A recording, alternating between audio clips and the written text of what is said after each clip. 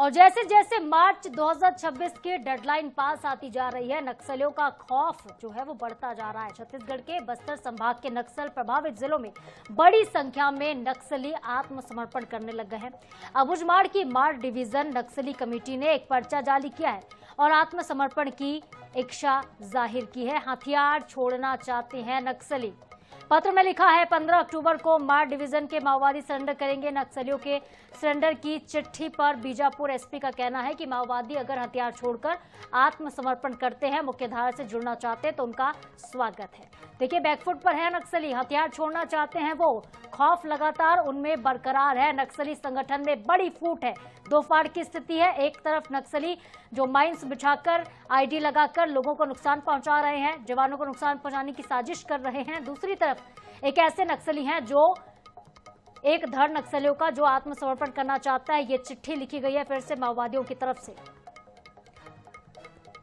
तो हथियार छोड़ना चाहते हैं नक्सली। माड़ डिवीजन ने हथियार छोड़ने का बड़ा ऐलान कर दिया है। 15 अक्टूबर को सरेंडर की चिट्ठी लिखी गई और बस्तर में बैकफुट पर नक्सली दिखाई दे रहे हैं। 15 तारीख वो तारीख तय की गई है जब माड़ डिवीजन के बड़े खूंखार नक्सली आत्मसमर्पण करने वाले हैं। आंदोलन में बदलाव किया गया है। लाने सेंट्रल कमेटी जो है वो विफल नजर आ रही है और यही वजह है कि क्रांतिकारी आंदोलन के स्वरूप अब कमजोर यह आंदोलन नजर आ रहा है। कोई क्रांति इसमें नहीं बच गई है। सरकार के साथ जनता के लिए काम करेंगे, नक्सली खुद कह रहे हैं। तो जो नीति है 31 मार्च 2026 तक नक्सलवाद को खत्म करने की, वो नीति 2 चरणों में काम कर रही है। एक तो आपको बंदूक छोड़नी होगी, दूसरा आपको बंदूक से गोली खाने को तैयार होना होगा। और देखिए, दो फाड़ की स्थिति इसलिए भी है क्योंकि एक तरफ तो नक्सली लगातार इस तरह से पत्र लिख रहे हैं, दूसरी तरफ बीते दिनों ही दंतेवाड़ा में एक बड़ा आईडी प्लांट किया गया था। 5 किलो का आईडी कुकर बम बरामद हुआ था जिसे सफलतापूर्वक तरीके से जवानों ने नष्ट कर दिया था। लेकिन हम लगातार कमजोर हुए, ये नक्सलियों का कहना है। नक्सल लीडर जो है सोनू दादा के हथियार डालने वाले निर्णय का समर्थन किया जा रहा है। तो शरण में लाल है। बीते 20 महीने में नक्सल ऑपरेशन पर एक नजर डाल लेते हैं। सरेंडर करने वालों में अब तक 4 सीसी मेंबर हैं। पोलित ब्यूरो के सदस्य इसमें शामिल हैं जो हथियार छोड़ चुके हैं, मुख्यधारा पर लौट चुके हैं। ये बहुत बड़ी सफलता है। माड़ डिवीजन के सचिव सोनू ने सामूहिक सरेंडर की अपील की है और पत्र लिखकर ये जानकारी दी है कि एक बड़ी संख्या में नक्सली सरेंडर कर सकते हैं। 15 अक्टूबर की तारीख तय की गई है। 15 अक्टूबर आने वाले दिनों में सरेंडर करेंगे तमाम बड़े नक्सली। और सोनू की अपील पर अब देखिए कितने नक्सली सरेंडर करते हैं, 15 अक्टूबर को ही पता चलेगा। लेकिन छत्तीसगढ़ में ये तो स्पष्ट हो गया है कि नक्सली पूरी तरह से बैकफुट पर हैं। पोलित ब्यूरो के महासचिव नंबाला केशवराव उर्फ बसवा राजू, इनका जिक्र करना भी बेहद आवश्यक है क्योंकि लंबे समय तक ये नक्सल संगठन में सक्रिय है, लेकिन अब इनको मार गिराया गया है। सेंट्रल कमेटी मेंबर सुधाकर उर्फ नरसिंहाचलम, इनको भी मार गिराया गया है। अब तक ये हार्डकोर नक्सली नेता जो कि मारे गए हैं। सेंट्रल कमेटी के मेंबर यानी कि सीसी मेंबर जयराम उर्फ चलपति को मार गिराया गया है। मुठभेड़ के दौरान ये बड़ी सफलता जवानों को मिली थी बीते दिनों और सब कुछ हुआ है 2025-2024 में। सेंट्रल कमेटी के मेंबर गजरला रवि, इनको भी मार गिराया गया था। बड़े खूंखार नक्सली है, लंबे वक्त तक ये नक्सल संगठन में सक्रिय रहे, जवानों को काफी नुकसान पहुंचाया था। और सेंट्रल ब्यूरो की सदस्य रेणुका को भी बीते दिनों ढेर किया गया था। रेणुका की मौत ने नक्सलियों को कहीं ना कहीं तोड़ दिया, उनके संगठन को खत्म करने का काम किया है।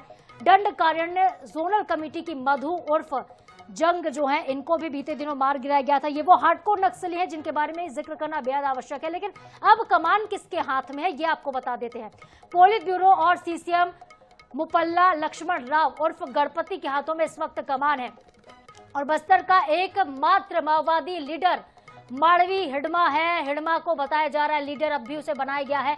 हिडमा एक तरह से पदवी दी जा रही है। जो नक्सली संगठन में सबसे ऊंचे पद पर होते हैं उनको हिडमा नाम से रखा जाता है। पोलित ब्यूरो के सीसीएम सचिव मल्लोजुला वेणुगोपाल जो है, इनके हाथ में भी इस वक्त कमान है। पोलित ब्यूरो थिप्परी की बात करें तो तिरुपल्ली उर्फ देवजी के पास इस वक्त कमान है। और ये वो नक्सली हैं जो हार्डकोर नक्सलियों के मारे जाने के बाद अभी फिलहाल कमान संभाल रहे हैं। पोलित ब्यूरो के मिशिर बेसरा उर्फ भास्कर के हाथों में भी इस वक्त नक्सलियों के कमान है। देखिए, पहले भी विजय शर्मा कर चुके हैं। पुल्लरी प्रसादा राव उर्फ शंकर अन्ना, ये भी नक्सल संगठन में काफी ऊंचा कद रखते हैं और इस वक्त एक्टिव है।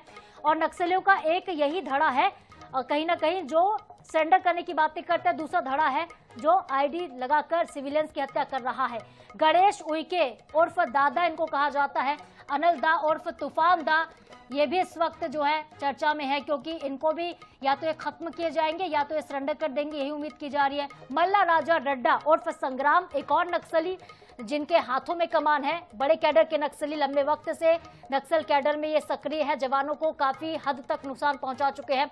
रामदेव उर्फ मज्जी देव ये भी बड़ा नाम है नक्सलियों के संगठन का, जिन्होंने बीते दिनों हुई हिंसा में अपना प्रमुख योगदान दिया है। अब तक 7 बार वार्ता के लिए नक्सली पत्र लिख चुके हैं। नक्सली बार बार इस बात का जिक्र कर रहे हैं कि वो बात करना चाहते हैं, शांति वार्ता हो, सीज फायर हो। 26 मार्च को पहली बार पत्र लिखा गया था। देखिए 26 मार्च को जब पत्र लिखा गया उस वक्त 1 साल बचा था, लेकिन अमित शाह ने क्या चेतावनी दी है? गृह मंत्री अमित शाह ने नक्सलियों को साफ चेतावनी दी है कि कोई सीज फायर नहीं होगा। सीज फायर तो युद्ध में होता है, जब युद्ध दो तरफा हो। ये युद्ध नक्सलियों के खिलाफ है, बिल्कुल एक तरफा है। सरेंडर कर दो नहीं तो मारे जाओगे, ये भी कहा गया है अमित शाह की तरफ से। या तो बंदूक छोड़ दो या तो गोली खाने को तैयार रहो।